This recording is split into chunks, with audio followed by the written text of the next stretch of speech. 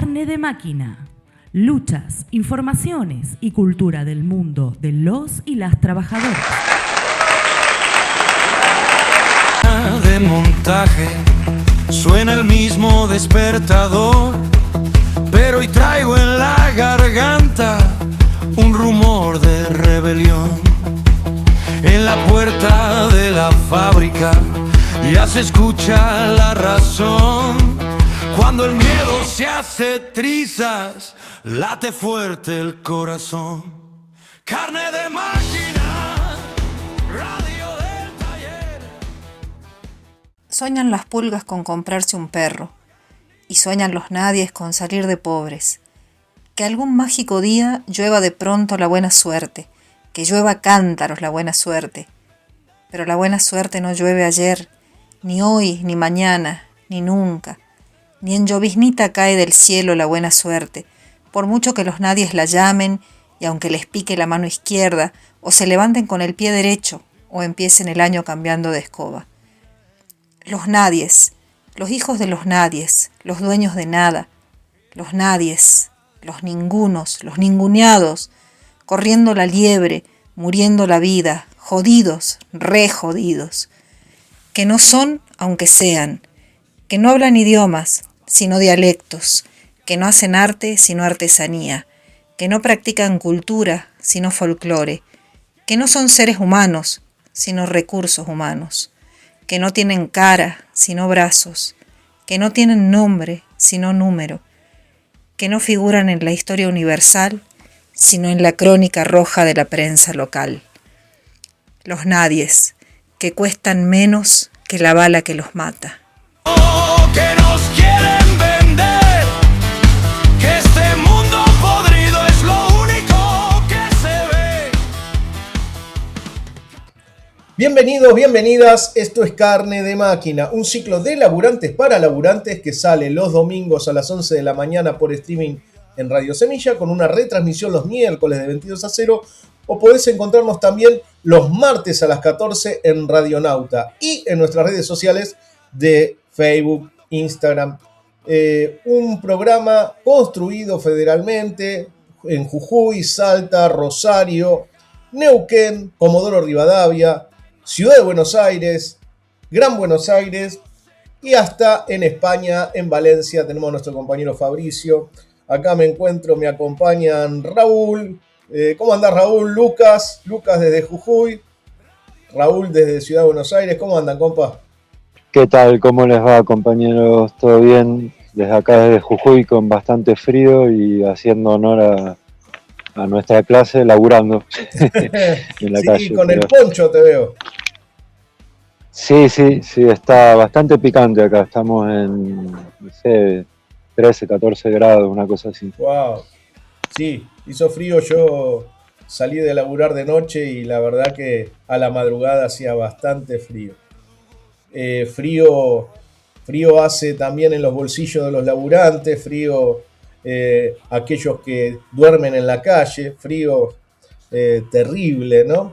Y frío de lo que Galeano escribió alguna vez y se llama Los Nadies, como empezamos nuestro programa, ¿no? Nuestro programa empezó con esa hermosa poesía de Galeano con la voz de Marcela Gutiérrez desde Salta.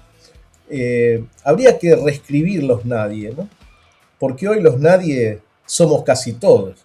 Los nadies, los ignorados, los no vistos, y ahora esta extraña nueva percepción de por un lado los ciegos y por otro lado los invisibles. Sí, la verdad que en el día a día y en el avance de este brutal ajuste que está haciendo el gobierno nacional, nos encontramos con que cada vez va quedando más gente del otro lado, sin llegar a poder cubrir las necesidades básicas, y en condiciones que la verdad se van empeorando en el día a día, mientras vemos cómo se reparten todo el excedente y todo lo que les entra como dádivas por parte de los que se están llenando los bolsillos hoy en día, ¿no? Pensaba justo en la intervención que hizo el Vasco Orsacoa en Facebook, donde habla de un gobierno genocida. Y yo creo que sí, que el gobierno está en la línea genocida de, de Netanyahu, de Trump y Argentina. Digamos, el trío genocida, el trío planetario de los genocidas. Un hambre planificada, una miseria planificada desde el poder, ¿no? Morir porque te cortan el tratamiento oncológico, ¿no? Como le sucedió a las personas vulnerables que estaban en la DAPSE recibiendo su quimioterapia, y estamos hablando que a finales del 2024 60 hombres y mujeres de distintas edades fueron ejecutados por el gobierno nacional, porque hay que decirlo claramente, fueron condenas a muerte la que realizó el gobierno al cortar los tratamientos oncológicos a 60 personas, ¿no? El gobierno decía que cuando entregaba créditos blandos a sus funcionarios, ¿no? Modificando el estatuto del Banco Nación, ¿no? El Banco Nación que antes querían destruir y ahora lo están saqueando, donde sus funcionarios sacaban $500.000, $400.000, $300.000, un Banco Nación que tenía ese programa para primera vivienda y lo utilizan para segunda, para tercera, para country, digamos, y escondiendo lo que se ve a cielo abierto, los sobresueldos que tiene esta gente, porque es imposible que con el sueldo oficial, el sueldo que aparece en los recibos, puedan hacer esos negocios, ¿no? Evidentemente, como en el menemismo, y a partir de los fondos reservados de la CIDE, esta gente está saqueando dinero que debería ser justamente para esas quimioterapias que cortaron, para esa medicación, para los discapacitados, para los tratamientos, para las jubilaciones, que son de miseria y de muerte lenta. En verdad, asistimos a una terrible crueldad, un terrible cinismo desde el poder, pero eso que hace hervir la sangre, ya no le hace hervir la sangre a un conjunto de trabajadores y trabajadoras, sino que se ha extendido. Hoy en el sur, la sangre hierve y se convierte en fuego, en cortes de ruta, para reclamar, para llevar adelante la lucha, una lucha que viene escalando y que viene asumiendo nuevas formas y de radicalización, ¿no? Porque así como ellos redoblan el ajuste y redoblan el genocidio, como decía muy bien Raúl, la clase trabajadora empezó a responder de manera más generalizada, y la verdad que la Patagonia vuelve a ser la Patagonia rebelde. Yo quería comentar respecto de este saqueo, que el saqueo que están realizando estos personajes, en realidad son chirolas. Comparado, no son chirolas en sí mismas, pero sí comparado con el otro saqueo del régimen laboral que reglamentó el gobierno esta semana, donde el beneficio para las patronales, para supuestamente generar puestos de trabajo, entre comillas, es realmente un insulto a los trabajadores, porque creo que el 11% que debían pagar los patrones, ahora pagan un 5%, y de ese 5%, un 2% va para el ANSES, y lo otro se distribuye entre las obras sociales, algo así, donde es mínimo lo que pagan las patronales, por plazos de 48 meses, donde obviamente en 48 meses después echan a los trabajadores y contratan nuevos. Así, en este amañado sistema de contratación y de reglamentos laborales, y justamente también lo que tiene que ver con la reforma laboral y la manera en que están, digamos, pelotudeando a los trabajadores entre la CGT, entre la Corte Suprema, entre el fuero laboral y entre el fuero administrativo, contencioso administrativo, pasándose la pelota sobre la aprobación o no de la reforma laboral, y donde la CGT cumplió un rol artístico de ir al Colón, la CGT al Colón a actuar una defensa de los trabajadores. Nada, es terrible. Más tenemos el RIGI y, bueno, novedades, va a haber un super RIGI. Bueno, después entraremos en detalle.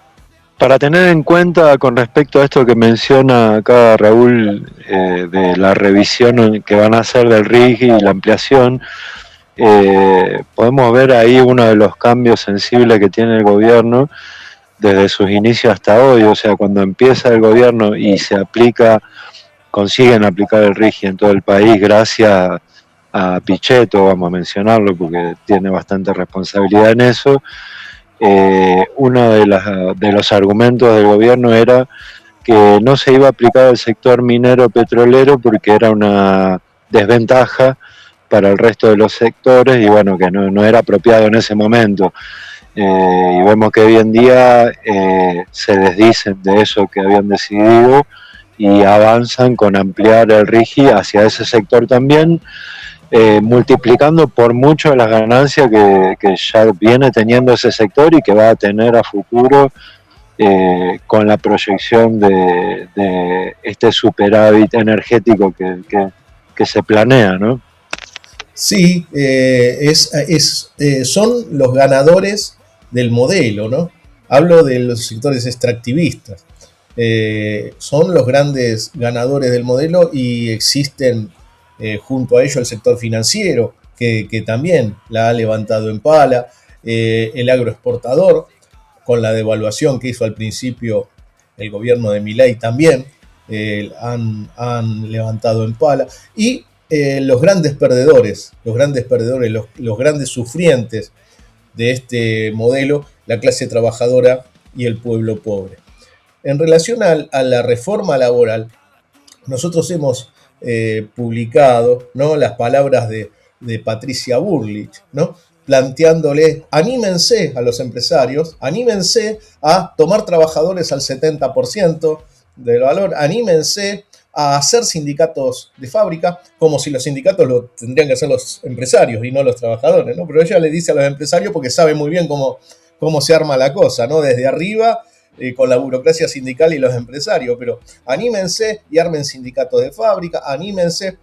Y Pichetto, siempre lo traigo a colación porque me parece muy interesante, Pichetto diciéndole: ojo, que el sindicato de fábrica al principio lo podés manejar y después te puede llegar a salir un Citrac-Citram. Como quien le da un consejo a un amigo, porque es así, son eso, son políticos de la clase dominante. Y ahora Pichetto se está postulando en un frente anti-Milei, me resulta vomitivo realmente que la oposición política esté pensando en los Pichetto, ¿no?, como en su momento pensó en los Scioli. Fijémonos dónde está, ¿no? O pensemos en lo que pensemos, porque los trabajadores no vamos a resolver nuestros problemas en el 2027. Los tenemos que resolver hoy, en las calles, en la lucha, en las fábricas, en los lugares donde se está echando compañeras y compañeros. Es el momento donde los trabajadores de la Patagonia y de otros sectores del país que están dando peleas saben muy bien que no hay que esperar ninguna resolución institucional a nuestros problemas. Los problemas los tenemos que resolver nosotros con nuestras propias manos, con la solidaridad de los y las trabajadoras, con la coordinación, con la lucha, con la acción directa. Y sin embargo hay sectores políticos que se plantean que la salida estaría en el 2027. No sé, nosotros venimos diciendo que no pasa por ahí, que nunca ha pasado ahí para la clase trabajadora y el pueblo pobre, que la resolución a los problemas está en nuestras manos y en la lucha. Hay una serie de síntomas en relación a este momento donde el círculo rojo, o sea, los grandes capitales, le empiezan a decir a Milei que así no funciona esto, porque lo dice el mismo Melconian, ¿no? Dándole consejos de que ahora Melconian, un neoliberal de la primera hora, hablando del rol del Estado. Entonces, hay muchos sectores que al gobierno le están diciendo, mirá que con esto se pudre.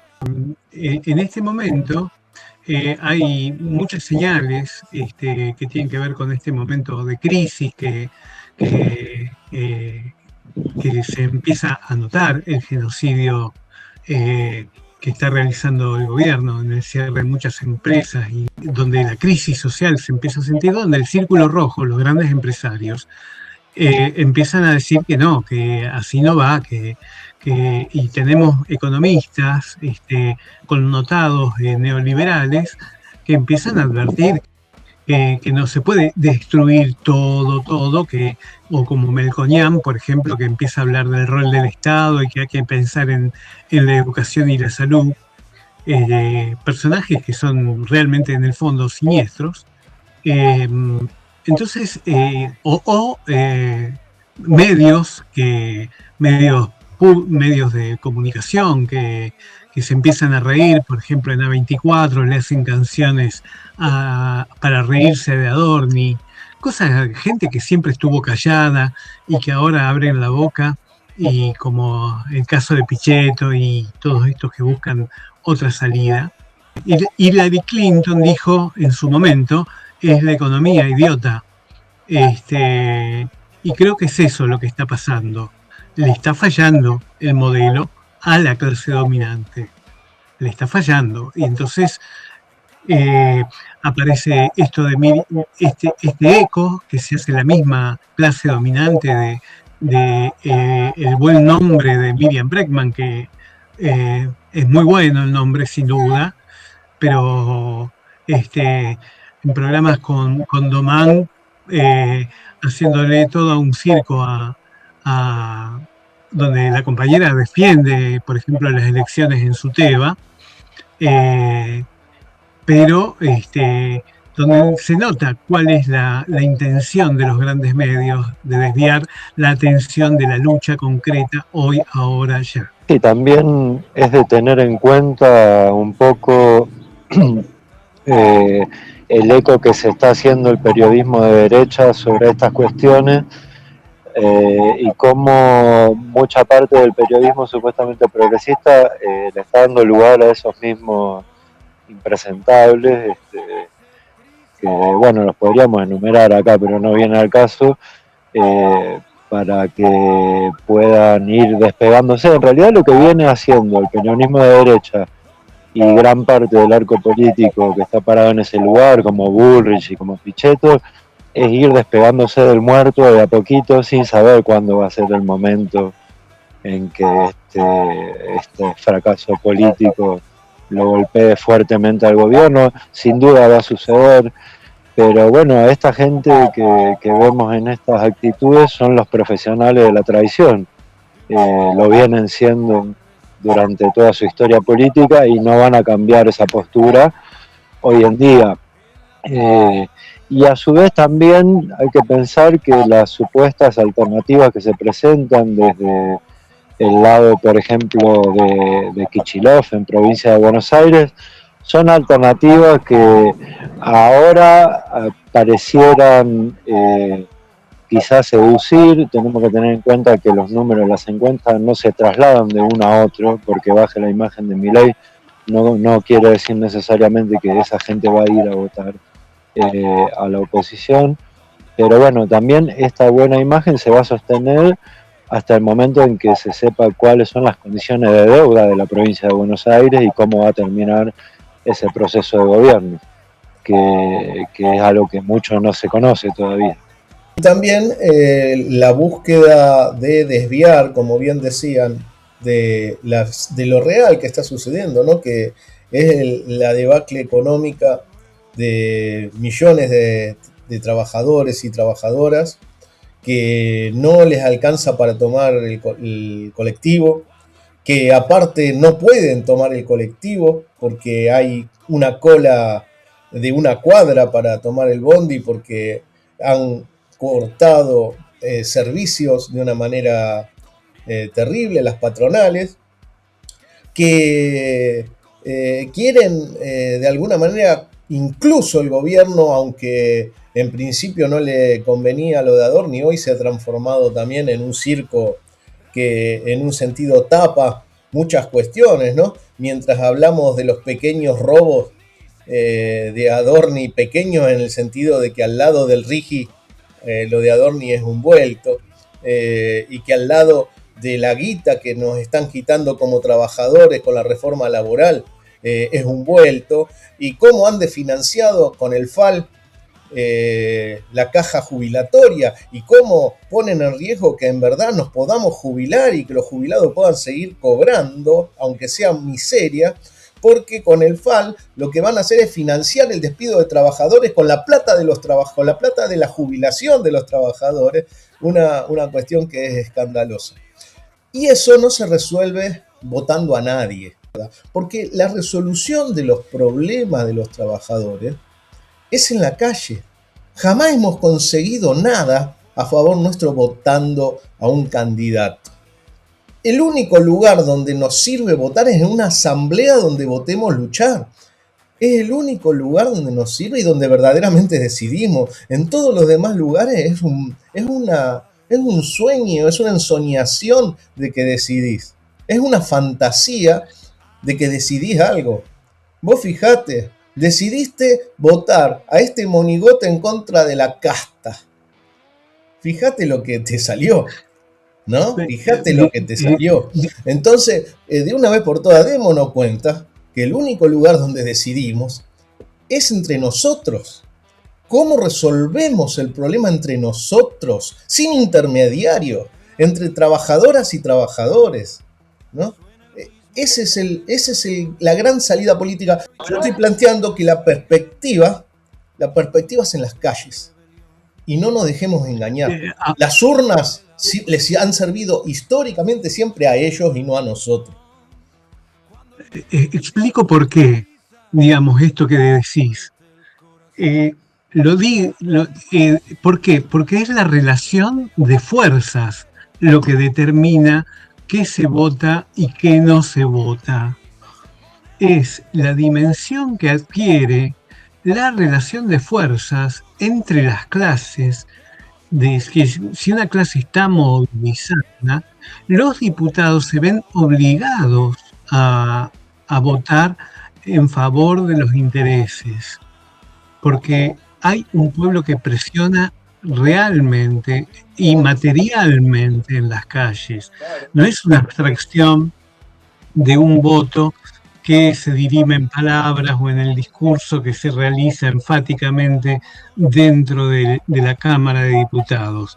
Muy bien los discursos enfáticos en la Cámara de Diputados, pero lo que define es la relación de fuerza que ese discurso tiene atrás, empujando y generando el cambio. Porque si vos escuchás a los mismos diputados del Frente de Todos, discursivamente, decir, este es mi compañero, pero a la hora de votar, votan otra cosa. Bueno, es muy importante tener en cuenta que lo que ustedes están poniendo sobre la mesa es ese camino hacia la unidad, porque claro, todos están llamando hacia una unidad y un frente en contra de Milei, pero esa unidad de ninguna manera puede ser en las urnas y de ninguna manera puede ser con una perspectiva de conciliación de clases. Tiene que ser una unidad que llegue a permitir que sea el gobierno el que venga después, esté obligado a gobernar con la presencia de la gente en la calle y defendiendo la recuperación de todo lo que se ha perdido no solo en este último proceso de avanzada derecha, sino todo lo que ha perdido la clase trabajadora, inclusive en manos de los falsos gobiernos progresistas. Y, por ejemplo, la compañera Daniela, que estuvo presa prácticamente un mes, gracias a la ley antiterrorista que ha llevado al Parlamento el gobierno de Cristina Fernández de Kirchner. No va a ser de la mano de los políticos que se compadecen con Madanes Quintanilla. No va a ser de la mano de los políticos que se compadecen de Paolo Roca. Va a ser de nuestra propia mano como laburantes. No va a ser de la mano de la abstracción del político allá arriba.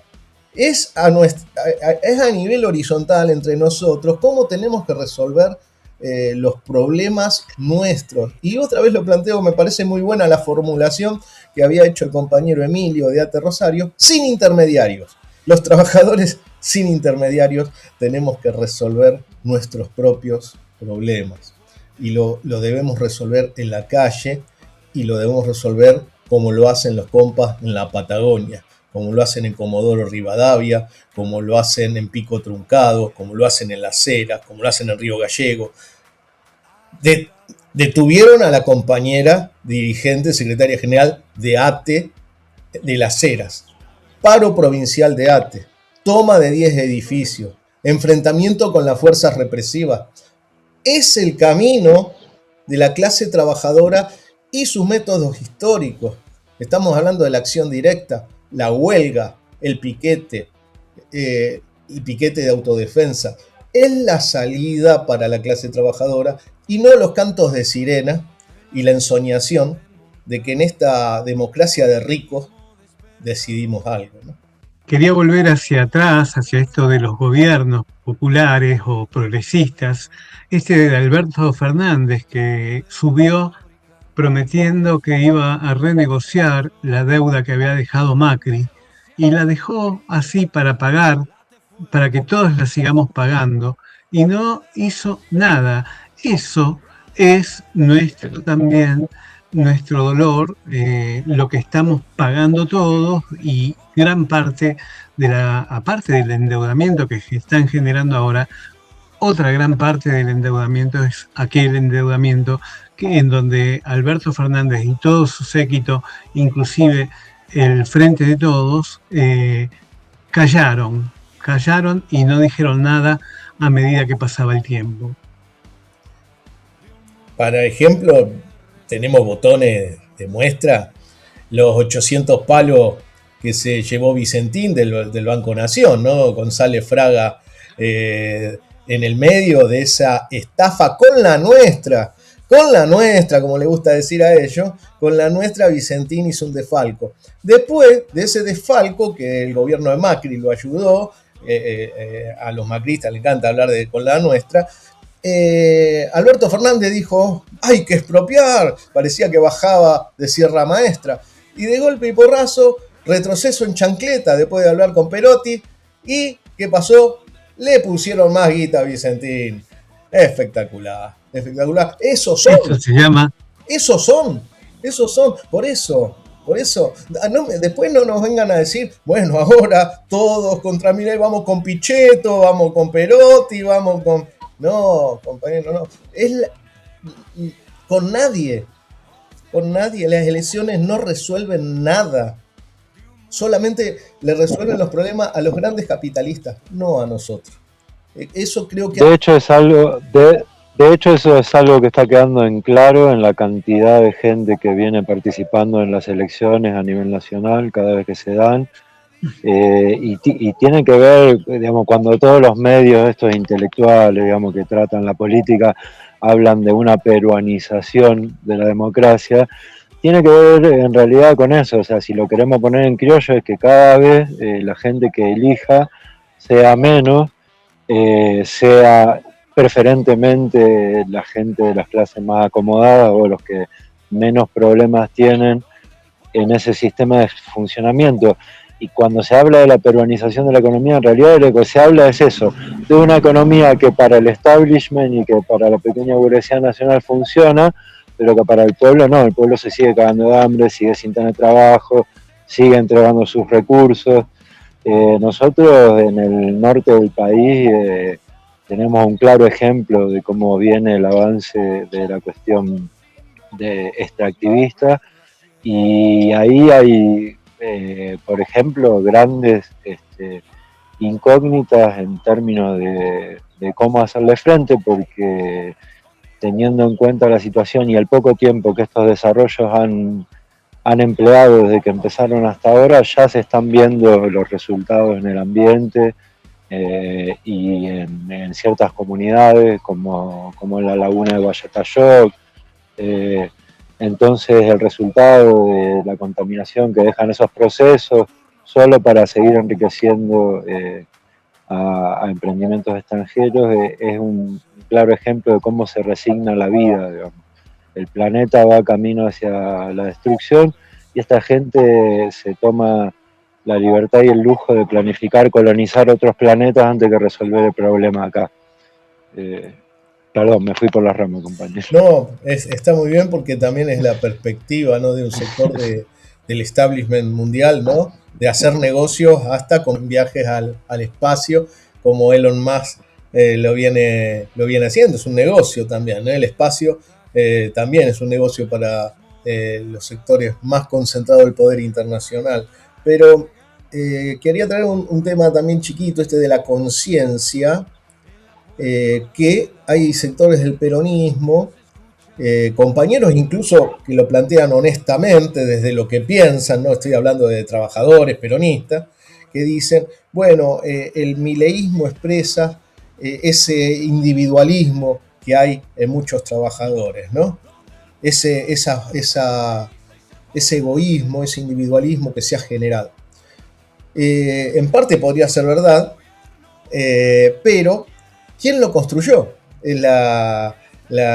¿Cómo se construyó eso? Yo voy a dar un ejemplo chiquito en la fábrica, cómo los compañeros consiguen categoría. La consiguen a partir de una lucha colectiva, donde nos ponemos en asamblea y decimos, bueno, compañeros, acá hay varios compañeros con categoría atrasada, vamos a hacer un reclamo colectivo por la categoría de los compañeros que están con la categoría más atrasada. No. Tienen que ir a la oficina de delegado de manera individual a chuparle las medias, y lo estoy diciendo de una manera lo más gentil, elegante, lo más elegante posible, ir a chuparle las medias al delegado, en su defecto chuparle las medias al jefe. Ellos lo dibujan en el convenio con cuál es la aptitud del trabajador, ¿no? Cuál es un tema de evaluación de actitud. Y en realidad tiene que ver con una moneda de cambio política que tiene el cuerpo delegado hacia los compañeros, y de los compañeros una actitud individual de ir a conseguir algo que no se va a conseguir colectivamente, sino de manera individual. ¿Quién les enseña a los trabajadores ese individualismo? El sindicato, el cuerpo de delegados y en los barrios los punteros peronistas, que funciona exactamente de la misma manera. Entonces, los grandes constructores del individualismo, veamos quiénes son y a dónde llegamos, por qué.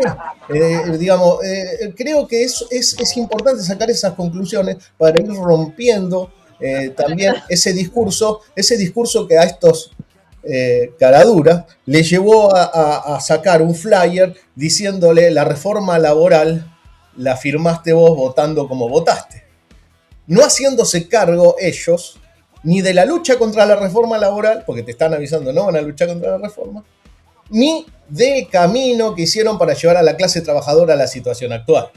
Además, la pérdida de derechos, ya estos derechos laborales sobre los que avanzó la reforma, gran parte de la población ya no los tiene desde hace muchos años,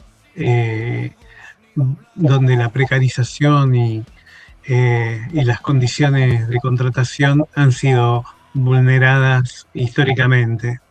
Entonces, a la hora de que hablamos de la defensa de los derechos sobre los que avanza la reforma, gran parte de la población dice: ¿qué derechos? Si yo nunca los tuve, si yo nunca tuve un laburo estable, si a mí nunca me contrataron, si yo nunca pude hacer aportes. Y eso ya, el neoliberalismo tiene una larga trayectoria en nuestro país, así que es toda una construcción. Creo que es un buen inicio para el programa. Tenemos una serie de entrevistas, testimonios de compañeras y compañeros para compartir. A mí fue muy interesante compartirlo, espero que sea muy interesante para la audiencia. Hemos hecho un repaso interesante, yo creo, de la coyuntura. Bueno, y en la fecha que estamos atravesando, solamente aportarle el recuerdo para estos días de la fuga de las compañeras de la cárcel del Buen Pastor en Córdoba en su momento, y traerlo a colación como pastillita histórica para que cada uno ahí después investigue que en la época de los 70, digamos, gracias a la lucha popular, la organización permitía programar y proyectar otro tipo de compromiso y otro tipo de actividades para la militancia. Bueno, y hablando de cárcel, es también recordar que en las cárceles del Estado sionista genocida de Israel están los compañeros Tiago Ávila y Jaif, que fueron parte motora de esta flotilla global Sumud y que hoy están sufriendo la represión y están en huelga de hambre seca por su libertad. Y recordar, ¿no? Lo que está sucediendo, ¿no? En el sur del Líbano, otro genocidio igual que el de Gaza, que no cesa, ¿no? Porque mientras están masacrando en el sur del Líbano, lo siguen haciendo en Gaza y en Cisjordania, ¿no? Entonces creo que es muy importante también tomar esta cuestión. Estuvimos en Ezeiza recibiendo a nuestra corresponsal, a nuestra columnista Titi Agüero, y en ese mismo vuelo vinieron Celeste Fierro y el compañero Raúl. Así que bueno, nada, vamos a ir repasando esos momentos y vamos ahora a otro momento, al momento de la música, que nos acercan de manera solidaria compañeras y compañeros artistas. Así que vamos avanzando. Ahora en Carne de Máquina, vamos las bandas. Voz de amanecer de un mundo nuevo que respirar en nuestra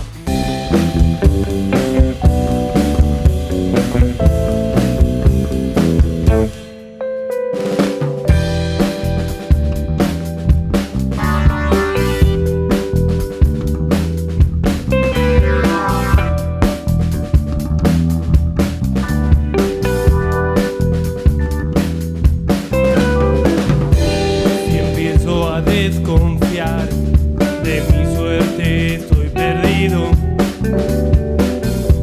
pues tengo ideas cada vez menos atrevidas,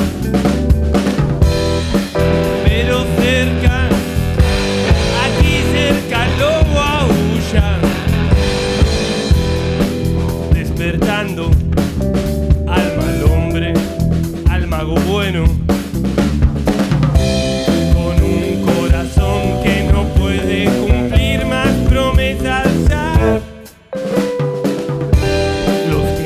Son buenos servidores y malos amos. Si les has visto primorosos, caíste en el lazo. Su bolsillo es más profundo que tu gracia y calcular tu oración puede llevarte la vida.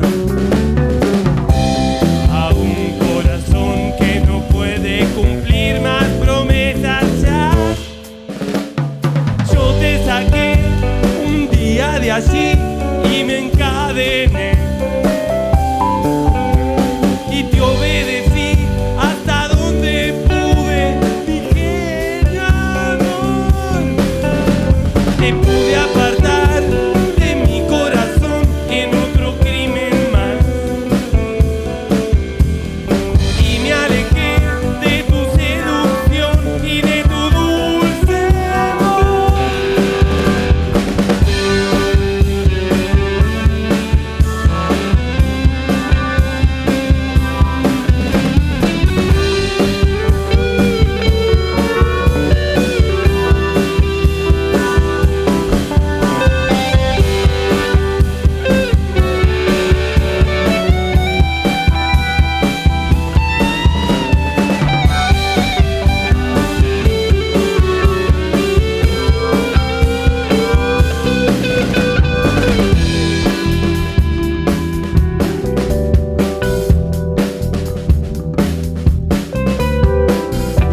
Si empiezo a desconfiar de mi suerte, estoy perdido,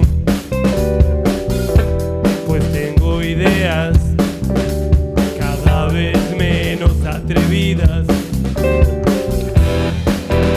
bolsillo es más profundo que tu gracia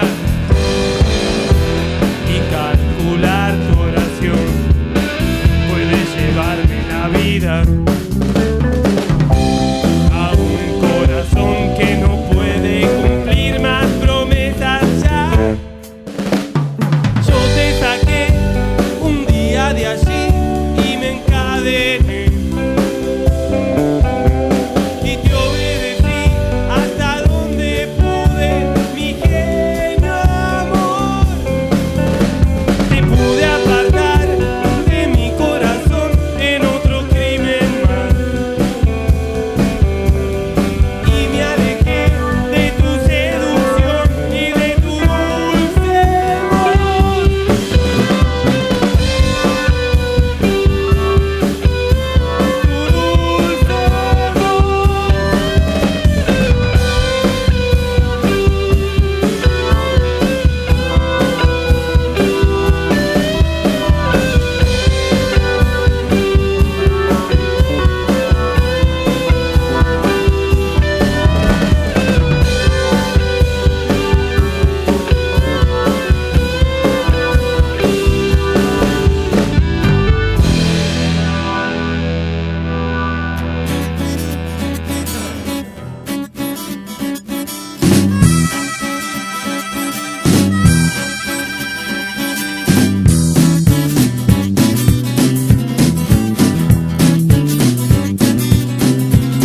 piquetera ya es, en la casa no la ves porque está cortando la ruta. El piquete arrancó, meta goma no más, el fuego crece y el humo la inunda. Dime, déjame pasar, le dice el látigo botón, que no, que sí, que no, que este ya no pasa. Piquetera, piquetera, cortando la ruta entera porque con obedecer no alcanza. Hablábamos del RIGI y el avance de las corporaciones sobre los recursos comunes. Vamos a presentar ahora la columna de Rubén Cruz, que nos habla justamente de minería, Fuerzas Armadas y lucha de clases. Y el marido que se fue quedó sola porque el chata ya no tiene a quien fajar. Desde que ella está en la lucha y el piquete entró en su hogar. Piquetera, piquetera, cortando tu vida entera porque con obedecer ya no alcanza. Buenas, buenas, audiencia de Carne de Máquina, Radio Semilla y Radio Nauta. En la columna de hoy vamos a hablar sobre 3 factores relacionados entre sí, que son minería, las Fuerzas Armadas y lucha de clases. Es de público conocimiento la ofensiva del gobierno de Milei sobre nuestros recursos y bienes comunes, naturales, los recursos energéticos, a través de distintas modificaciones de leyes, como la modificación de la ley de glaciares recientemente, y una cantidad de leyes a nivel provincial, implementados por gobiernos provinciales, para dejar el camino libre al saqueo de todos esos recursos y bienes en manos del el imperialismo yanqui y otras multinacionales canadienses, suecas, inglesas, de distintos países, pero con el foco diríamos, de supervisación del imperialismo yanqui fundamentalmente. Por ejemplo, quedó ya establecido un acuerdo marco para la explotación de uranio que se va a llevar adelante en la ciudad de Malargüe, en Mendoza, bajo el argumento de asegurar el suministro de minerales críticos, minerales estratégicos como el uranio, el cobre, que ya se está implementando en la provincia, que denota una política abiertamente extractivista, abiertamente proimperialista, de que se lleven todos a costa de dejar nuestro país en ruinas, no solamente desde el punto de vista económico y social, sino desde el punto de vista de nuestra naturaleza. Todo esto financiado por distintos conglomerados de bancos y finanzas, como el Exim Bank o la Corporación Financiera de Desarrollo Internacional. Este proyecto minero, como otros que se van a ir implementando y los que ya se están implementando en distintas provincias, por ejemplo con el tema de las tierras raras, en la provincia de San Juan, Catamarca, La Rioja, donde están buscando minerales muy útil para la nueva tecnología. Y acá se mete el otro factor, que son las Fuerzas Armadas. ¿Qué tiene que ver con esto? Y tiene que ver mucho, porque también desde el gobierno de Milei hay un plan de modernización de las Fuerzas Armadas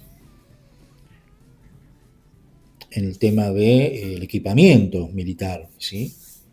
No con intenciones de defender la soberanía, para nada, no, nada que ver, sino para la seguridad interna, lo que tiene que ver con la seguridad interna y con la seguridad de estos proyectos mineros, de estos proyectos de llevarse todo el petróleo, llevarse todos los minerales, o sea, cuidar los negocios de las multinacionales, inclusive de propios socios locales. Por eso hace poquitos días se implementó el decreto 314/2026, que se llama Plan de Adecuación y Reequipamiento Militar Argentino. Esto todo llevado adelante por el militar, el general Carlos Presti, en el Ministerio de Defensa, que lo que pretende implementar es que las pocas empresas estatales que aún quedan por privatizar, un porcentaje de lo que surja de esa venta vaya, un porcentaje, un 10%, vaya para el presupuesto militar. Y parte de eso ya se estuvo implementando en estos días.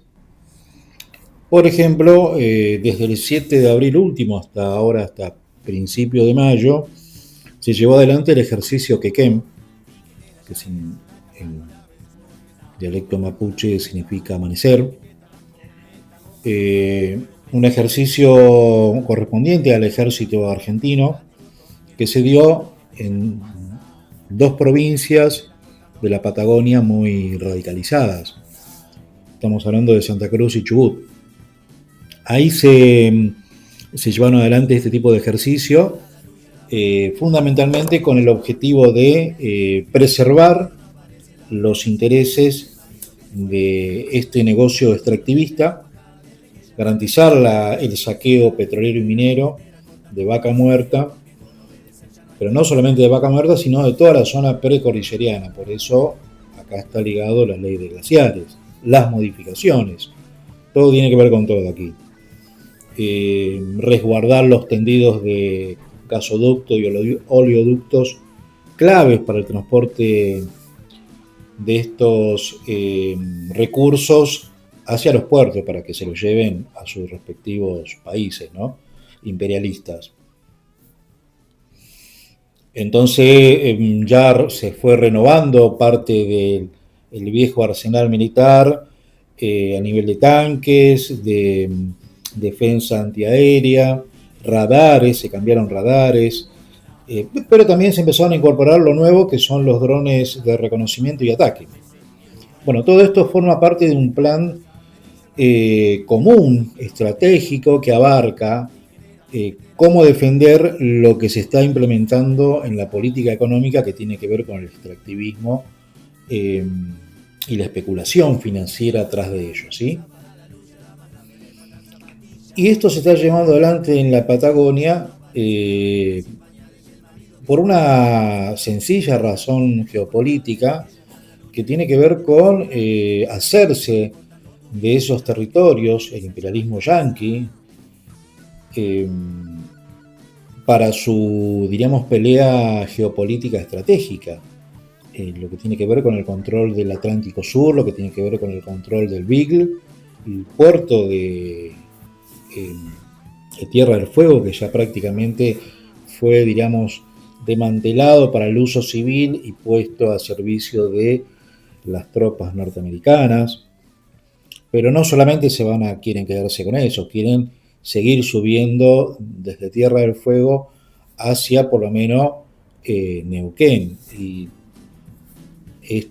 aquí entra el tercer factor, que tiene que ver que en el conjunto del país se viene implementando un proceso de luchas económicas, ¿no? Por salarios, por condiciones de trabajo, contra despidos, en montones de lugares de la estructura productiva y de servicios, pero también en los sectores estatales, en la educación, en la salud. Y resulta que el epicentro de este proceso de luchas, de resistencia, de organizaciones, en un montón de lugares del país, el epicentro se está desarrollando en el sur, principalmente en Santa Cruz y Chubut, donde desde los diferentes sectores estatales, desde los trabajadores de las administraciones, auxiliares, docentes de escuelas, la salud, enfermeros, médicos,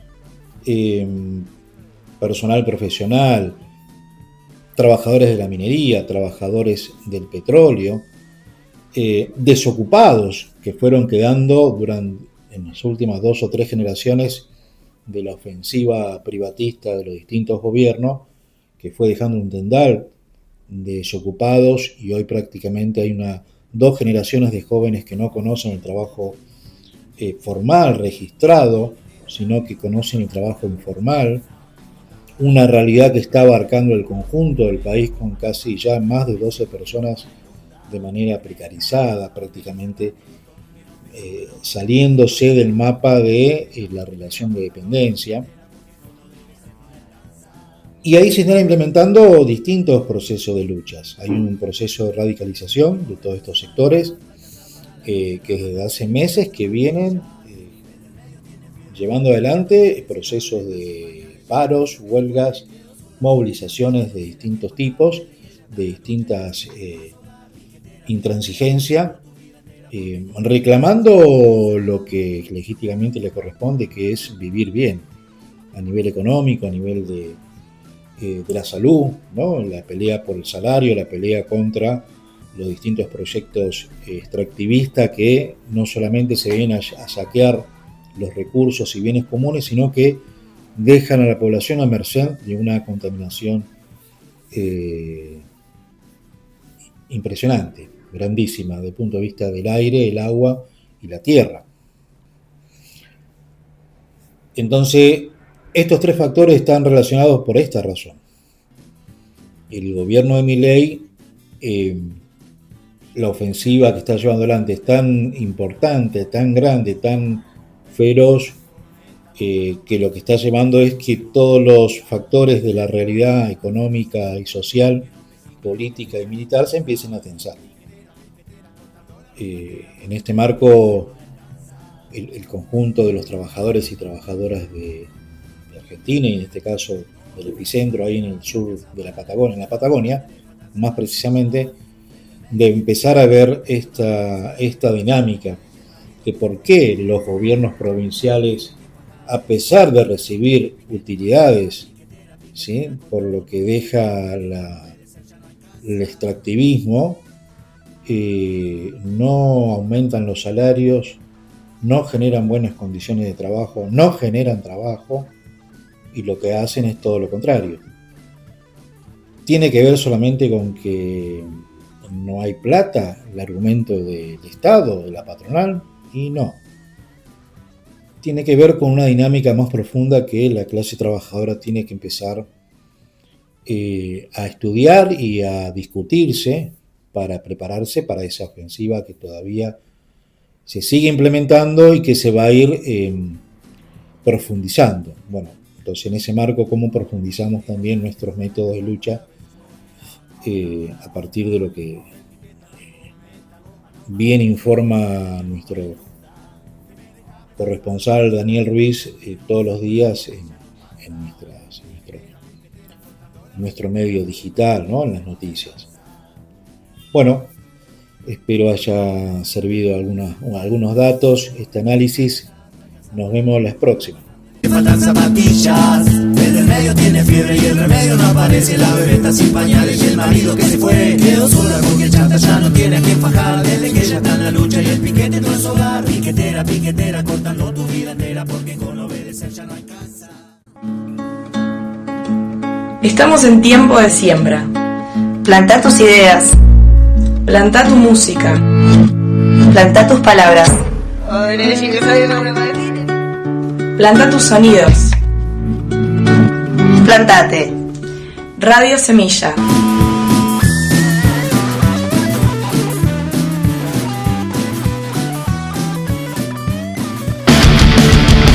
De ahora en más tomaré menos cerveza, ordenaré mi cabeza con la plantita prudente, cuidaré mis últimos dientes.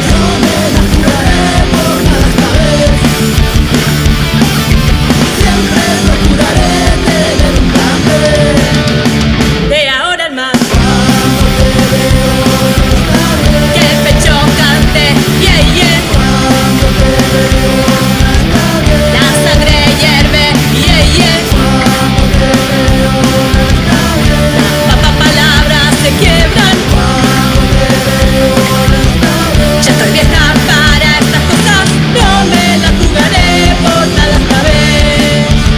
No me lastimaré, siempre procuraré tener un plan B. De ahora en más lo más hardcore del 90. Mi piquetera vencida, mi activista borracha, fallando miles de veces. Tan boluda no puedo ser, no sé. De ahora en más, un niño sucio se abre paso a machete entre las malezas de la jodida noche. Palabras de lava en un celu sin saldo. Cuando enganche wifi se dispararán como mirlos. Siempre digo lo mismo, ya lo sé. De ahora en más.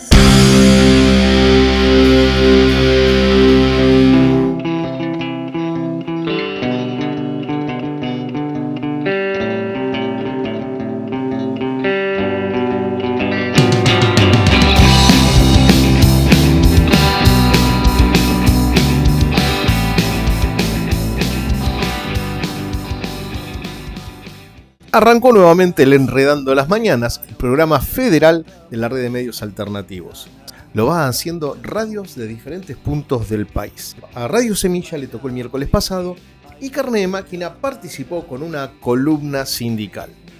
Vamos a replicarla aquí. En la primera parte, Ignacio Rivero, secretario de Prensa y Difusión de ATECH Chubut Regional Sur, nos cuenta sobre la lucha de las y los trabajadores docentes en la provincia. Por el otro, Marcela Gutiérrez desde Salta nos trae la problemática de la mujer trabajadora. Vamos a las columnas.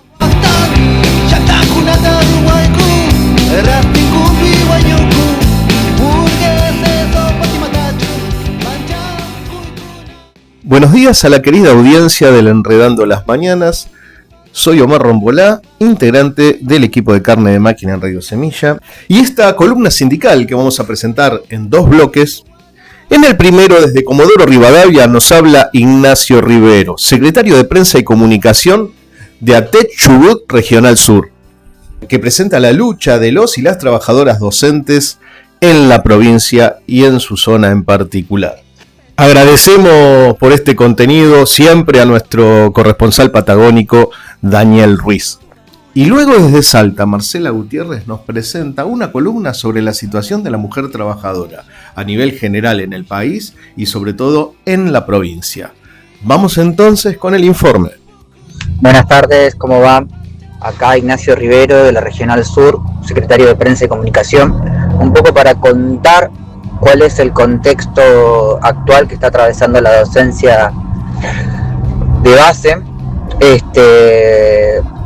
Nosotros venimos reclamando una recomposición salarial acorde a la canasta de vida en la provincia del Chubut, canasta básica que es de 1.800.000 pesos. Hoy en día, un docente con un cargo o 20 horas cátedra se está cobrando 760.000 pesos. Es decir, con 2 cargos o con más de 40 horas no se está pudiendo cubrir la canasta básica que no contempla vivienda, medicamentos, recreación y servicios esenciales como la luz, el gas e internet. El gobierno de Ignacio Torres, desde febrero al día de la fecha, viene dando aumentos por goteo. ¿Qué quiere decir? Aumentos del 3%, del 2%, el 1,2% ahora ofrecido. Los aumentos son migajas, son una burla, porque fluctúan de 9.000 pesos a 3.000 pesos, la última propuesta. Había un paro planificado masivo, que la estadística decía que iba a ser de un 90% de adhesión a lo largo y a lo ancho de la provincia del Chubut, el cual las conducciones provinciales que se sientan en la paritaria por miedo a no ingresar a la paritaria abierta y permanente que Torres plantea para toda la agenda del 2026, deciden acatar la conciliación obligatoria. La TECH está compuesta por una junta ejecutiva provincial y 6 regionales.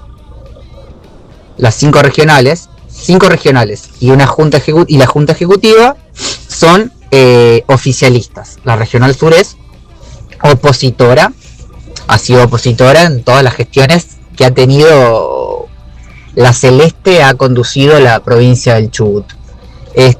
Nosotros les planteamos en reunión de consejo ejecutivo, de que nunca en la historia de la TECH se había acatado una conciliación obligatoria. ¿Por qué? Porque no se puede ser juez y parte en un conflicto con una patronal.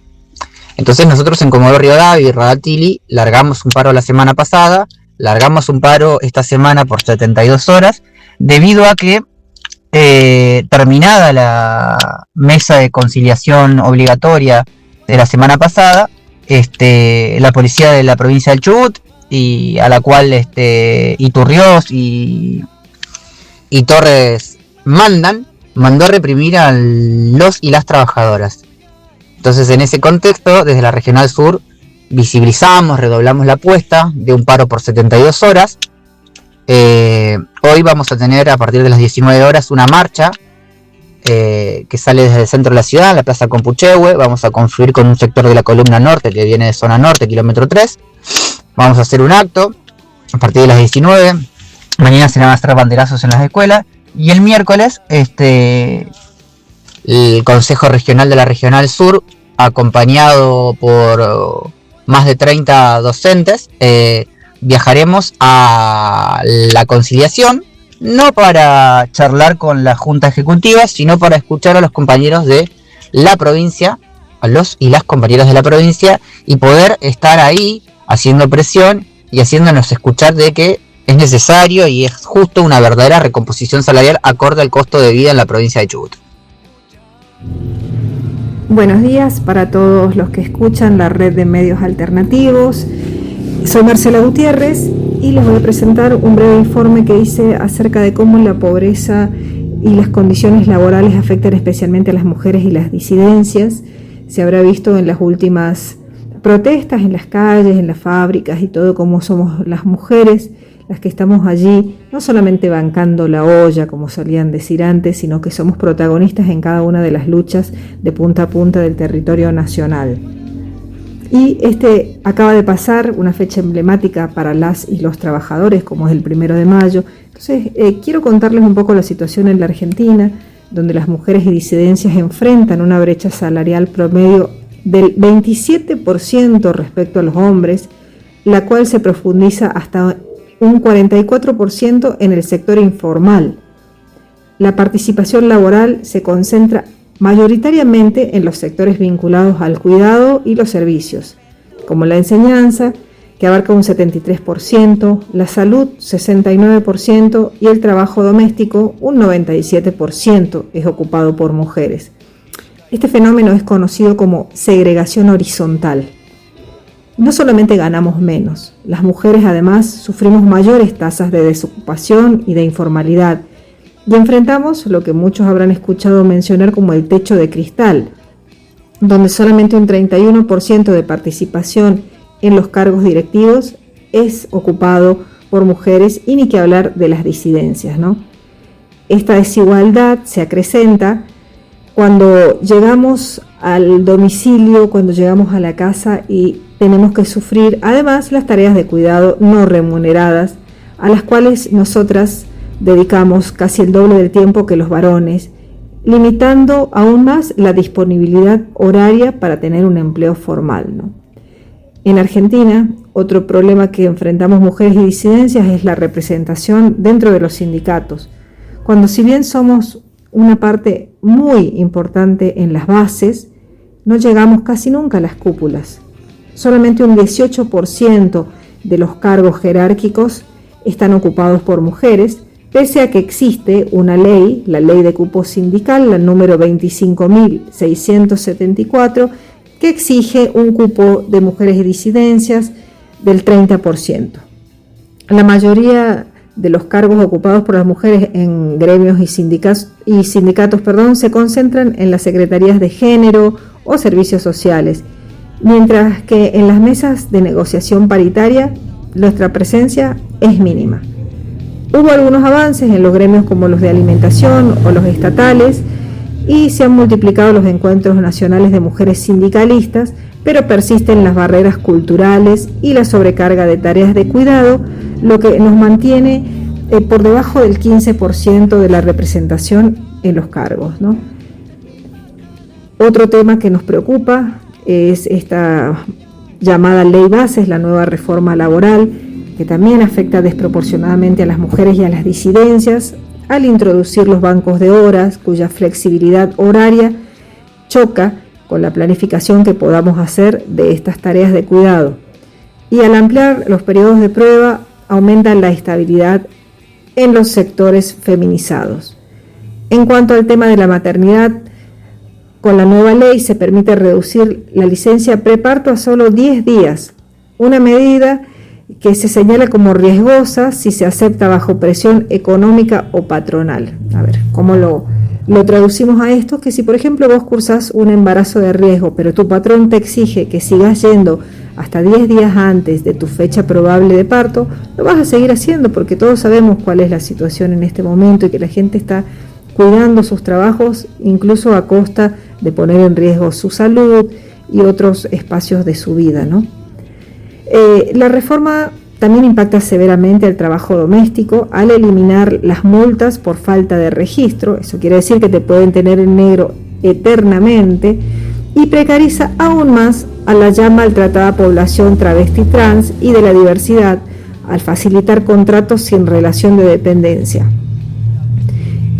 En la provincia de Salta, de donde les estoy hablando, la situación de la laboral de las mujeres y disidencias al cierre del 2025 y comienzos del 2026 refleja una brecha salarial entre el 15 y el 41% de diferencia, ¿no?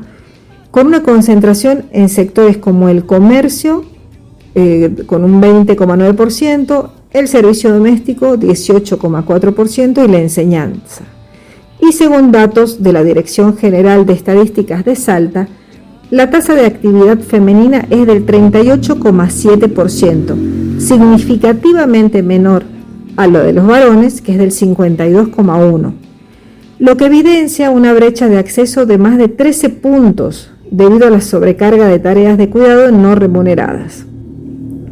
La informalidad laboral en la provincia afecta al 38% de las mujeres, escalando la brecha de ingresos hasta un 40% en este sector. Y aunque hubo algunos avances en rubros históricamente masculinizados, como la construcción, y uno que está creciendo muchísimo en la zona norte, como es la minería, donde hubo programas de cupo y formación, las mujeres y las disidencias seguimos estando sobre representadas en los niveles de pobreza, conformando el 64,2% de menores ingresos en la región. Pasándolo en limpio, 13 de cada 100 salteñas no podemos salir a laburar porque el sistema de cuidados no existe o solamente recae sobre nosotras. Y en Salta, la informalidad castiga al 38% de las laburantes. En el norte, la pobreza tiene cara de mujer, de trabajadora doméstica y de vendedora ambulante. Esta reforma no viene a traer empleo, viene a disciplinar cuerpos que ya están al límite. Por eso decimos que frente a este mapa de exclusión, la salida sigue siendo la misma para todas las trabajadoras y también para los trabajadores. Organización colectiva y a la calle. Marcela Gutiérrez para Carne de Máquina.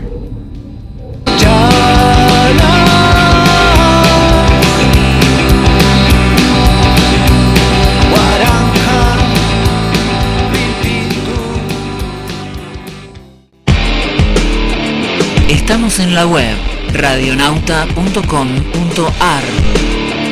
Seguinos en Instagram, Radionauta FM. Sonkoipi suk sutiwarmikan. Sonkoipi ishkayhuaskanku. Sonkoi untas kanchu. Pablo Grillo, el fotoreportero que había sido herido de una manera muy grave por el gendarme Carrasco, esta vez fue censurado. Se iba a realizar una muestra de fotos de Pablo en el Congreso y Burlich Villarroel le prohibieron realizar la muestra. De todas maneras, en la vereda del Congreso, en las vallas, las fotos de Pablo pudieron verse. Nuestra compañera Ana Tapia cubrió el momento y le hizo una pequeña entrevista al papá de Pablo. Vamos a la entrevista.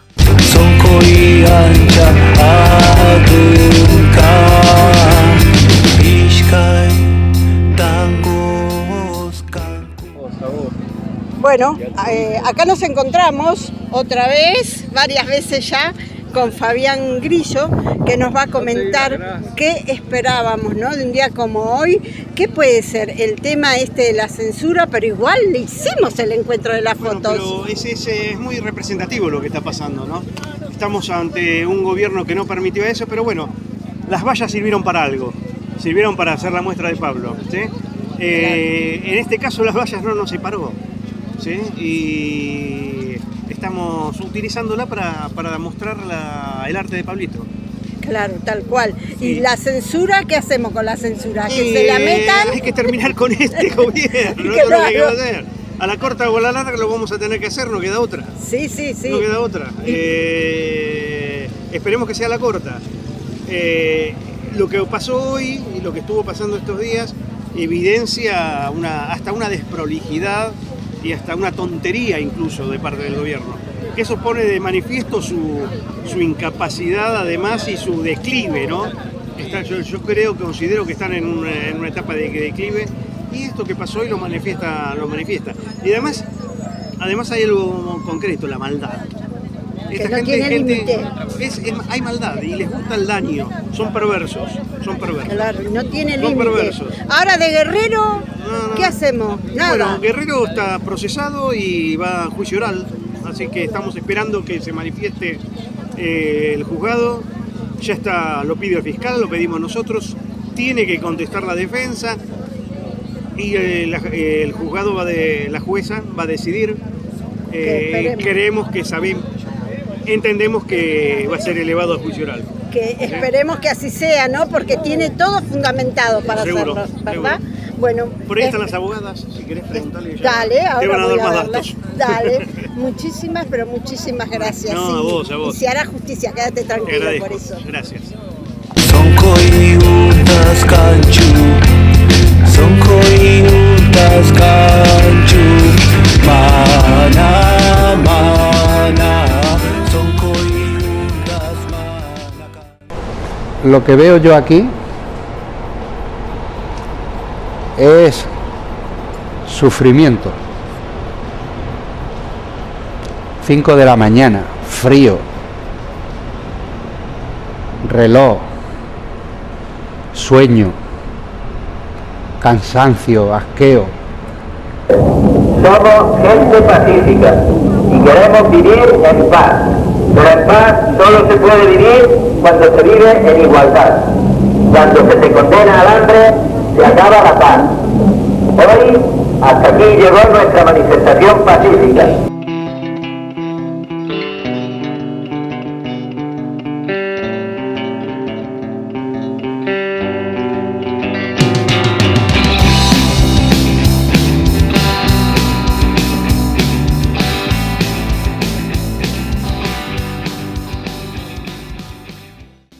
Y el 8 de mayo estuvimos en el local de la PDH para participar de la conferencia de prensa lanzada por la campaña internacional de solidaridad con la familia Villalba, que sale a denunciar cómo el Estado paraguayo está preparando las condiciones para la impunidad de los asesinos de las niñas y de la desaparición de Lichita. Hay todo un armado en el Estado paraguayo para la impunidad y para la represión, para el genocidio y el infanticidio. Vamos con algunas de las intervenciones en dicha conferencia.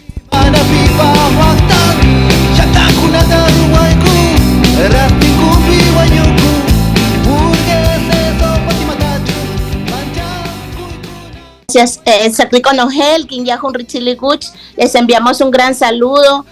Somos parte del Consejo de Pueblos Quichés y CPK y estamos integrando también a feministas de la Aviala FAI. Somos feministas comunitarias y pues nuestra expresión acá es también necesitamos tener toda la información. Muchísimas gracias a los abogados, gracias a quienes están dándonos con detalle todo lo que están pasando, porque lejos de como pasar por demás que esas fiscalías y los juzgados quieran cerrar los casos, estas expresiones por la situación que está pasando la familia Villalba, tiene que abrirse en todos los territorios, abrirse las causas, abrirse los juicios. Nosotros acá tenemos el pluralismo jurídico y es importante llamar a los pueblos originarios, a todos los pueblos en defensa del territorio, para que abramos los casos y que hayan todas estas audiencias en relación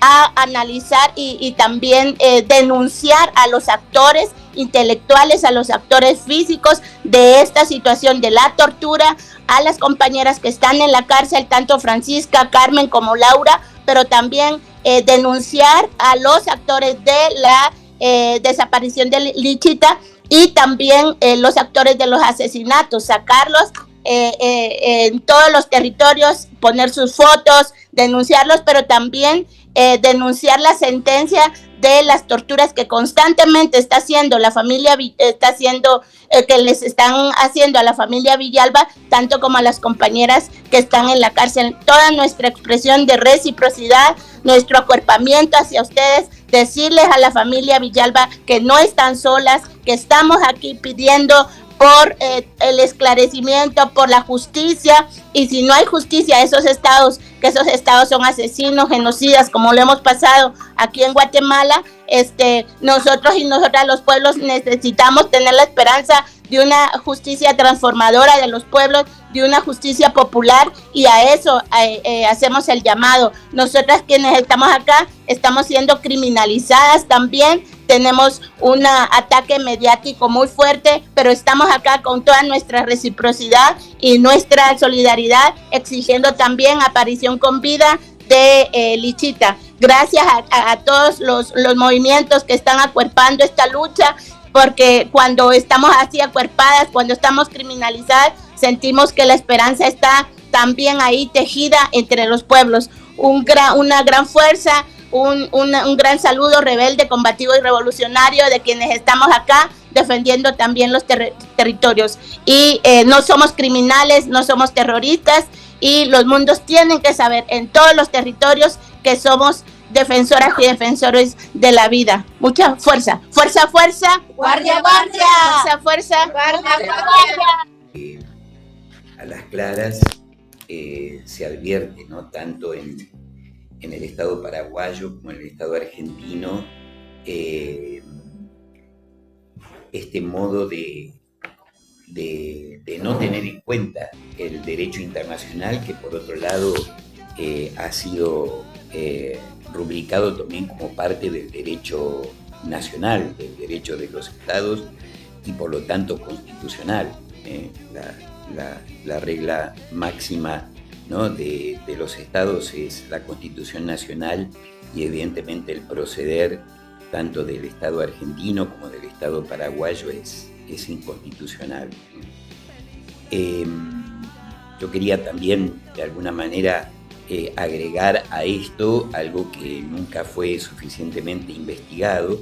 Cuando digo no fue suficientemente investigado, me parece que cabe también lo que en este momento a las claras aparece como la necesidad del Estado paraguayo de cerrar una investigación que creo que nunca se abrió. Así que se está hablando de cerrar una investigación que es nula, ¿no? Pero me parece que también por parte del Estado argentino, no sé, quizá Gustavo en este sentido algo pueda saber, del asesinato también de un niño en territorio argentino que pertenece a la familia Villalba. De hecho es hijo de Carmen Villalba, que es Néstor, ¿no?, Néstor Alcides Viedo, creo, ¿no? Y que, bueno, que efectivamente también lo que se presume por lo confuso del episodio de haber sido envenenado en la vía pública, creo que fue en el año 2010, entiendo, ¿no? Y estando Carmen ya en Formosa, jamás se esclareció, ¿no? Y hay que sumar entonces, me parece a mí también, el crimen de Néstor a estas otras situaciones de lesa humanidad, podríamos decir, que son en total 7, ¿no? Y por estas 7 situaciones, tanto cuando las enumero, hablo de la prisión en condiciones de tortura de Carmen Villalba, de Laura Villalba, de Francisca Andino, a eso se suma el asesinato de las niñas, Lilian y Mari Carmen Villalba también, y la desaparición forzada de Lichita. Hay una campaña que hace varios años integramos distintas organizaciones, distintos grupos sociales, políticos, incluso religiosos. En mi caso, yo me incorporé recientemente, unos 3 años, y esta campaña lo que ha hecho concretamente, además de hacerse eco y de moverse a nivel de la difusión de estas situaciones que de otra manera quedarían, bajo el paraguas, ¿no?, de la prensa hegemónica, que no le interesa, ¿no?, y no le conviene, porque es una prensa hegemónica al servicio de los intereses del poder económico de turno, que se perpetúa tanto en Paraguay como en Argentina.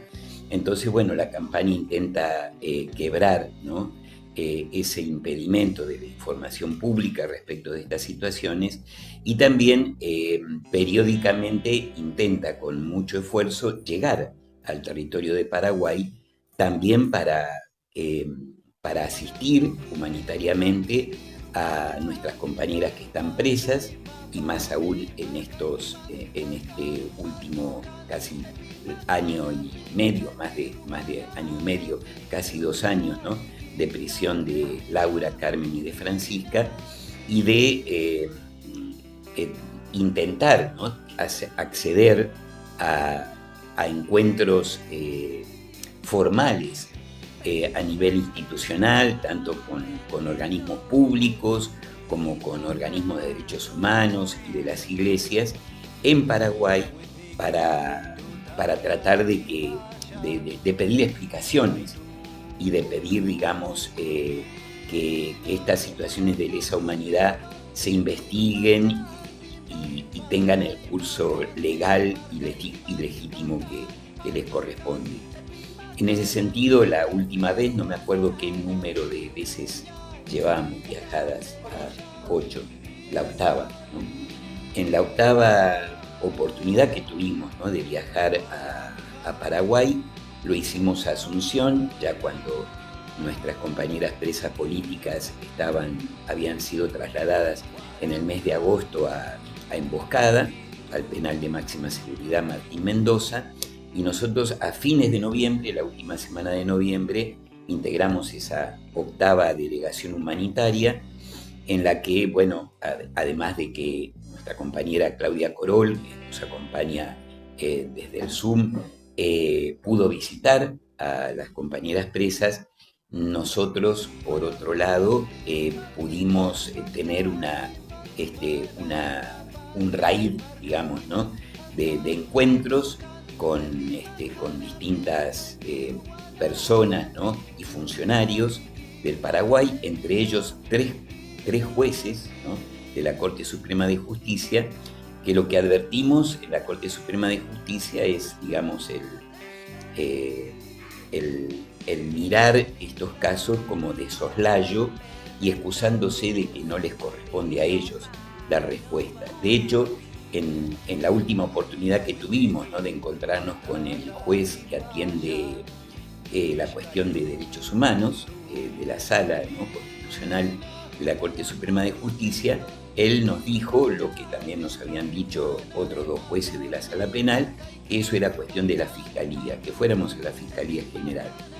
Y lo que hacemos es, digamos, quizá por adelantado o no, de lo que vemos del comportamiento de la Fiscalía, allí el lugar donde menos, ni siquiera formalmente, fuimos bien recibidos fue ahí, en la Fiscalía General, ¿no?, donde se advirtió inmediatamente, hasta en los empleadas del escritorio de la mesa de entrada, la incomodidad de nuestra presencia ahí, y después, bueno, las evasivas con las que nos fueron contestando de que el fiscal general en ese momento no estaba y de que entonces se ocupaba de atendernos, ¿no?, creo que la jefa de gabinete, ¿no?, de la Fiscalía, y allí la jefa de gabinete también con mucha incomodidad, consultándonos el motivo, y lo que planteábamos, bueno, era, concretamente íbamos para que se esclareciera la cuestión de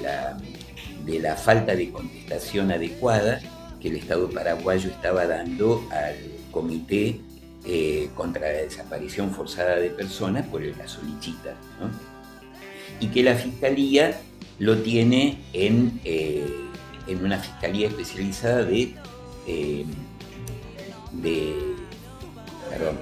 trata de personas, ¿no?, trata de personas. Y el Comité de las Naciones Unidas le insiste al Estado paraguayo de que la investigación, en caso de que la estuvieran haciendo, que evidentemente creemos que no la están haciendo, le corresponde a una fiscalía especializada de desaparición forzada. Cuando decimos desaparición forzada, hablamos de la implicancia y de la responsabilidad de algún sector del Estado paraguayo con esa desaparición que tuvo lugar el 30 de noviembre de 2020.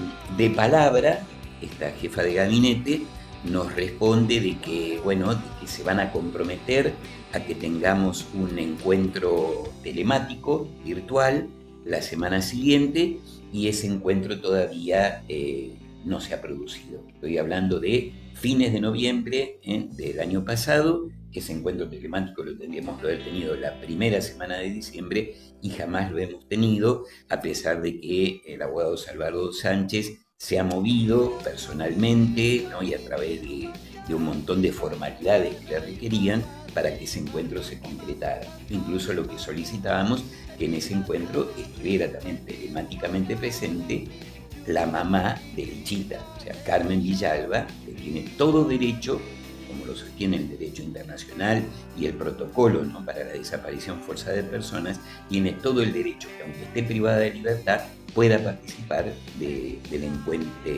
la investigación, ¿no?, por la desaparición forzada de Lichita.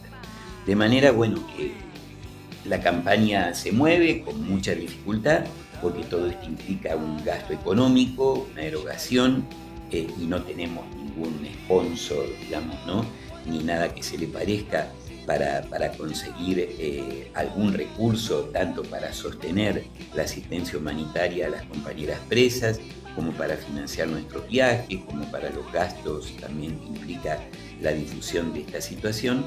Pero bueno, ahí seguimos adelante, alentados principalmente. En mi caso particular, bueno, el otro día, la verdad que a pesar de mi condición de religioso, y de que soy una persona de fe y de esperanza, en muchos momentos también me desmoralizo como ser humano que soy por esta, como decía bien Salvador, por esta aplanadora, por esta topadora, ¿no?, de los estados, tanto paraguayo como argentino, que nos pasa por encima, tanto en su manera de proceder como en la formalidad con la que proceden, porque como bien decía, y también a nosotros nos consta, ¿no?, por otras cuestiones también del Estado argentino, de que ellos mismos crean protocolos y crean decretos y formalidades que ellos mismos impunemente se encargan de no cumplirlas.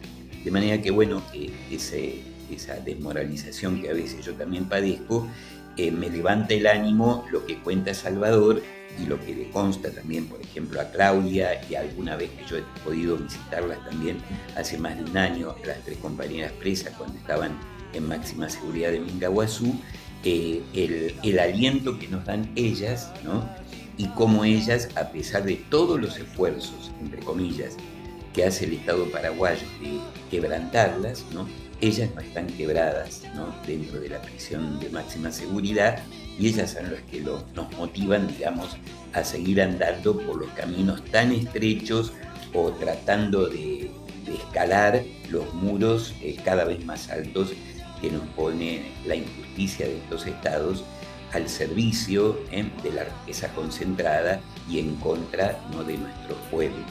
Y lamentablemente nuestros pueblos en gran medida también hechos la cabeza y, bueno, en la indiferencia como mínimo, sino también en sumarse a veces desde la opinión pública a condenar a quienes no hay que condenar, ¿no? Hay que condenar a las víctimas y no a los victimarios. Gracias.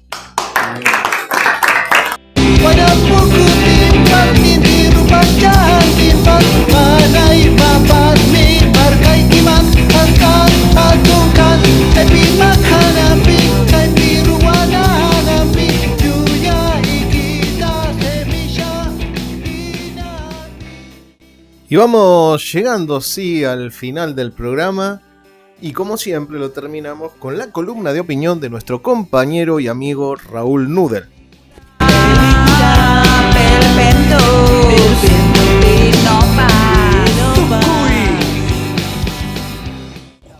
Hola, compañeros de Carne de Máquina, en este domingo 10 de mayo, donde nos ponemos a tratar de mirar la realidad y de el aluvión Adorni, de este aluvión de afano, de chiquitaje y de mala digamos, a esta altura ya podemos calificar mala escuela del Alfano. No tuvo buena escuela. Pobre Adorni, a diferencia de muchos y gran cantidad de políticos burgueses que a la hora del Alfano han sabido hacer escuela, Adorni no hizo escuela, pero mucho más dramática que su mala calificación como ladrón es lo que está significando como pantalla de afanos reales a la clase obrera y el pueblo. Y esta semana, el 4 de mayo, o sea, iniciando la semana, el gobierno de Milei reglamentó el régimen de incentivo a la formalización laboral, en busca de fomentar la contratación de trabajadores que no tenían relación laboral registrada hasta el 10 de diciembre. Reduce este programa la carga de contribuciones patronales durante los primeros 48 meses de la nueva relación laboral. Además, los empleadores que inscriban trabajadores en este marco podrán incluir hasta el 80% de su nómina en este régimen. Establece una fuerte reducción de las contribuciones patronales para nuevas contrataciones. Las empresas abonarán una alícuota total del 5% sobre el salario, muy por debajo de los niveles habituales del sistema, distribuida en un 2% destinado al Sistema Integrado Previsional Argentino, el Fondo Nacional de Empleo y las asignaciones familiares, y un 3% con destino al PAMI. Pueden rebobinar y escuchar de vuelta las cifras de las que estamos hablando. Mientras tanto, respecto de la reforma laboral, la Corte Suprema se lava las manos y le tira a otros tribunales la resolución final sobre la reforma laboral. Y una jueza, Marra de apellido, ni siquiera de un tribunal laboral, de algo contencioso administrativo, que andás a saber qué es, debería resolver sobre la constitucionalidad o no de la ley, y la Cámara del Trabajo debe resolver las recusaciones. Toda una rosca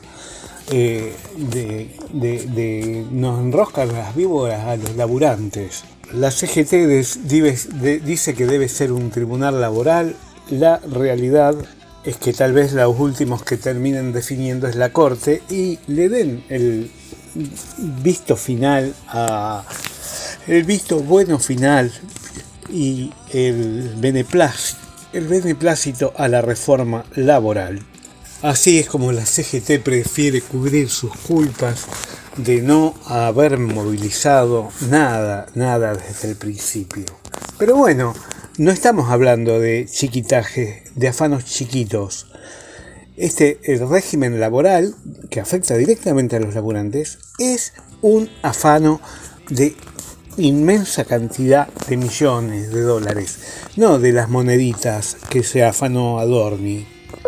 En tanto, vemos que la clase dominante comienza a barajar, a tirar planes económicos, a tirar proyectos, a juntarse, a ver cómo van a resolver esto. En tanto, en relación a Adorni, el mismo acto de Patricia Bullrich de venir a patear el hormiguero, de desafiar a Karina, que seguramente después puede ocurrir que la vida sigue y que no tiene consecuencias y que arreglan por lo bajo y que deja el precedente sin duda de su propia armado, de su propia oferta que realiza a la clase, al círculo rojo de los que definen las cosas, dándose un abrazo con Macri en la cena de la Fundación Libertad, con sus adláteres Arabia y los diputados Arabia y Ahmed asfaltando un camino propio. O sea, no es que Pato tiene el estómago delicado. Y dentro del carinismo, dentro del gobierno, alude también a la idea de dejar de aceptar cada movimiento de Karina. Pero eso hace a la esencia de este gobierno. Como hay una nota en Diario AR, ahora vamos a esperar, hay una dinámica de subordinación o exterminio que no va más, deslizó un dirigente de su cercanía, de la de Karina, en referencia al malestar creciente dentro del gabinete por el blindaje político a Adorni. Comodoro Pi, los jueces, Lijo y toda esa banda de delincuentes, ahora se prestan al show de la corrupción. Y entonces aparecen en los programas de televisión, en A24 aparece un chabón cantando una canción sobre Adorni y todo el mundo le hace burla, pero son los que se callan, son los que se callan ante esto que estamos diciendo, que es el robo a la clase obrera de parte de la reforma laboral, de parte de la aplicación de los preceptos que plantea la reforma laboral. Pero, como dijo Hillary Clinton en su momento, es la economía, estúpido. Entonces decimos que síntoma de la crisis general, que tiene sus expresiones más claras en la Patagonia, y aquí sí hay una reminiscencia del 2001 con aquel Cutralcazo y otras luchas que fueron asfaltando el camino de lo que fue la gran rebelión del 2001, previas y posteriores. Pero comienza a manifestarse la tensión y el miedo de los grandes aparatos mediáticos. La encuesta que ubica a Miriam Bregman como el personaje político con mejor imagen recuerda también a que también le empiezan a hacer fiestas los programas de Domán y de otros politiqueros, le empiezan a hacer fiestita. Pero no es esa la manifestación del miedo de los grandes aparatos mediáticos. El miedo está en el silenciamiento que tienen las luchas en la Patagonia. Proceso de luchas que, como decía Omar Rombolá en una nota de la semana anterior, que recomiendo que la busquen en Carne de Máquina, en las redes de Carne de Máquina, ponen en duda el 2027. Digamos, por lo menos llegar tranquilos a un 2027. La CTA en Chubut y los sindicatos petroleros en Chubut, Santa Cruz y desocupados en la misma localidad de Las Heras, comienzan a hacer piquetes en las petroleras, piquetes en las mineras, con demanda de puestos genuinos de trabajo. Una conducta radicalizada, fuerte, con corte de ruta, corte de todo tipo de accesos, y digamos tenemos también lo que fue el paro docente en Río Negro, con el corte de ruta enfrentando los docentes a la gendarmería, y el paro activo de la CTA autónoma en Chubut, donde la declaración de la agrupación Facón Grande plantea unir las luchas en un plenario patagónico fuera de los gobiernos del hambre y bueno, ya venimos de rebeliones en Catamarca, en Córdoba, en los docentes de Córdoba, en distintas provincias. En medio de la parálisis que embarga el gobierno, viene Milei desde Estados Unidos con un anuncio rimbombante de un super rig. Con altísimas reminiscencias de aquel discurso de Carlos Menem prometiendo llegar a la estratosfera y uniéndonos con Japón en una hora. En el gobierno imaginan un régimen especial para compañías dedicadas a inteligencia artificial aplicada a defensa, vigilancia, ciberseguridad, drones autónomos y procesamiento de datos sensibles. Además de Palantir, firmas como Anduril Industries, Northrop Grumman, Shell AI y Boeing aparecen como potenciales interesadas en desembarcar. Una pista la dio el libertario Nicolás Promancio, googleenlo y síganlo, quien tiene un programa sobre defensa y seguridad en el streaming Carajo, según informa todo esto Diario AR. Este Promancio tiene un programa en el streaming libertario Carajo vinculado a Santiago Caputo. El Diario AR reveló días atrás avances de marcos regulatorios bajo el mileísmo orientados a facilitar el ingreso de Palantir al país. Para facilitar la circulación de datos, reformas de inteligencia, nuevas estructuras de análisis y centralización de información estatal, especialistas advierten sobre los riesgos de vigilancia y falta de control. La realidad es que no hay nada concreto sobre estas experimentaciones que pretende Milei. Es un anuncio en el aire. Igualmente, volviendo de esta estratosfera en la que nos mete Milei, bajamos a tierra, bajamos al conflicto de FATE, acompañamos ese conflicto, hay que seguir acompañando el conflicto de FATE y seguir acompañando todas las luchas y movilizándonos en la calle, recuperar los datos de los conflictos, seguir los datos de los conflictos que van desde Tierra del Fuego, Santa Cruz, Chubut, Neuquén, Río Negro.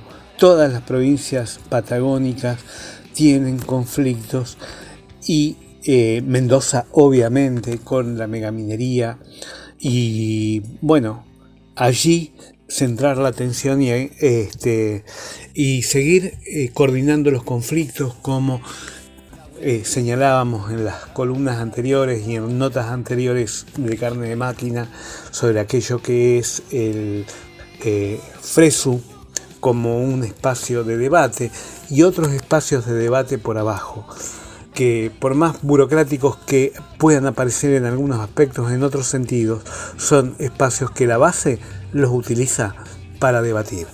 Un abrazo, compañeros, hasta la próxima.